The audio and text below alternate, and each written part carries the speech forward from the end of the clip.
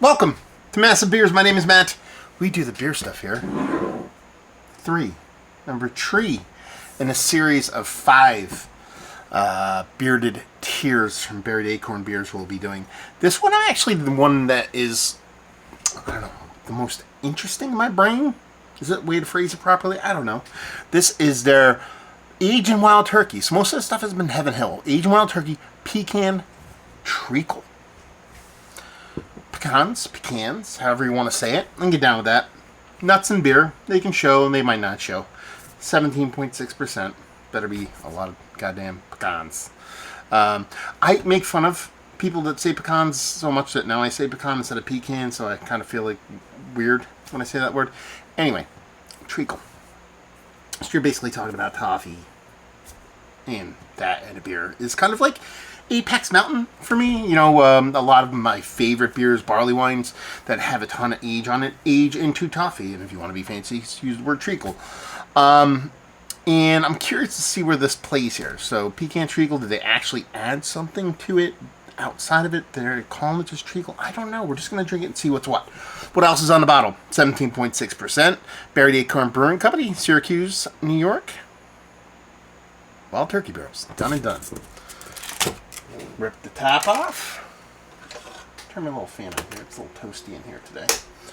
It's the first day of like proper, not a big hiss. That's been a theme here I've been curious about. We'll see what's what. We'll dump this in here and see if we get any kind of head on this sucker. The first one I reviewed, wow, it is going everywhere.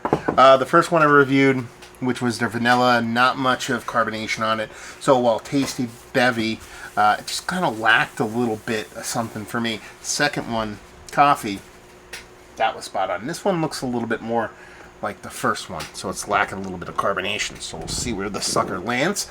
So yeah, dark as dark to be, super thick, blue blocker legs, not much as far as carbonation. Good nose. It smells great though. It smells more like a vanilla chocolate mixture to me. I'm not going to sit here and say I'm getting pecans on this. What I am getting is a big roasty toasty malt base. I am getting a nice rich kind of vanilla, little marshmallow, but it's a chocolate vanilla kind of back and forth on it. A little bit of barrel char and a nice kind of purposeful spirit. Again, another theme for these is the carbonation levels on these is something we're kind of interested in, but it's also the drinkability of these have been creepily drinkable, especially for its ultra high ABV level. This comes off of like a really big beer. Now, like I said, with it missing, there's a little bit more kind of like nutty confectionery thing going on in there, so I'm kind of digging it more on the nose. The one thing with these ultra high ABV beers like this is when they do suffer a little bit from carbonation issues, they can still drink quite nice because that ABV level just kind of holds up. Kind of thinking about, you think about how Utopias and some of those ultra high ABV distillate spirited based kind of beers that get up there in the high 20s to 30% alcohol, they don't have any carbonation whatsoever, so you're kind of flirting in that area. But what we're getting here is a big roasty toasty stout with a lot of nice kind of little confectionery vibes to it, and that little bit of, it's probably more vanilla for me on the nose than the actual vanilla one, to be perfectly honest with you. It smells quite nice. Let's dive in. Cheers, y'all.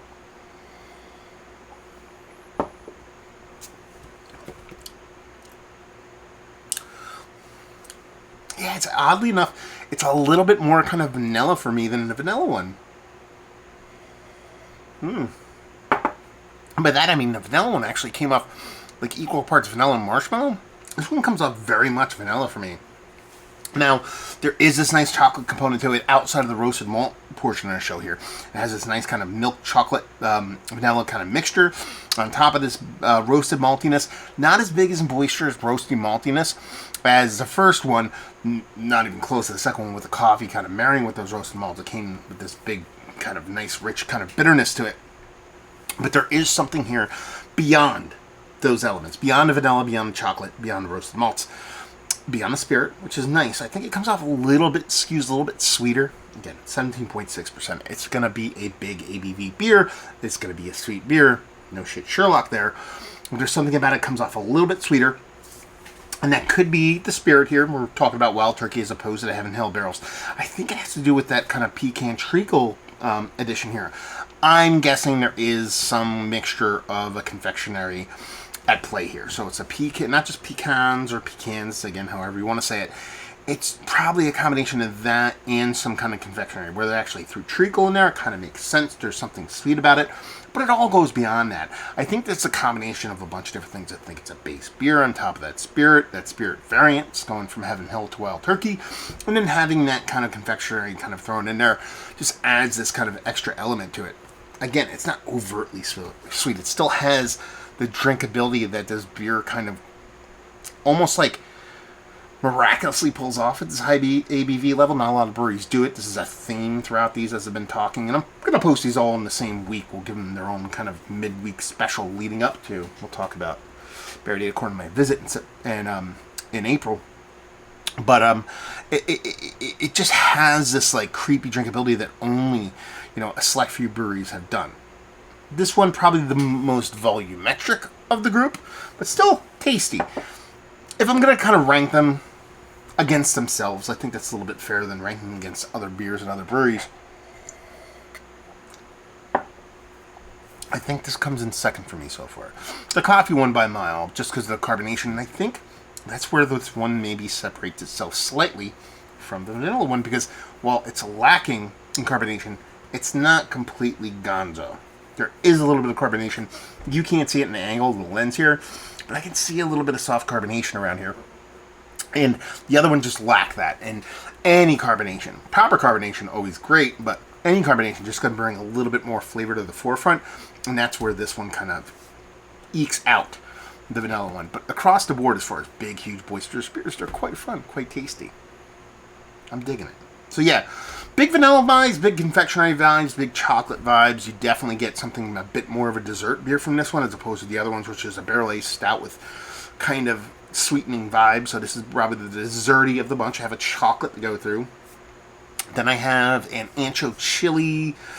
There's some other, it might be chocolate ancho chili or it might be vanilla ancho chili, something along those lines. So we'll see how those ones play out. But we're off to a fun start here. 3 out of 5. 3 out of 5 so far, so we'll see where we land. But yeah, quite nice. If I'm going to sit here and say Mount Rushmore status on this, it misses out because of the lack of carbonation, but in the grand scheme of things, it's still a very, very tasty beer. Still a very, very aggressively beautiful beer, at the same time retaining that drinkability that I keep mentioning throughout all these.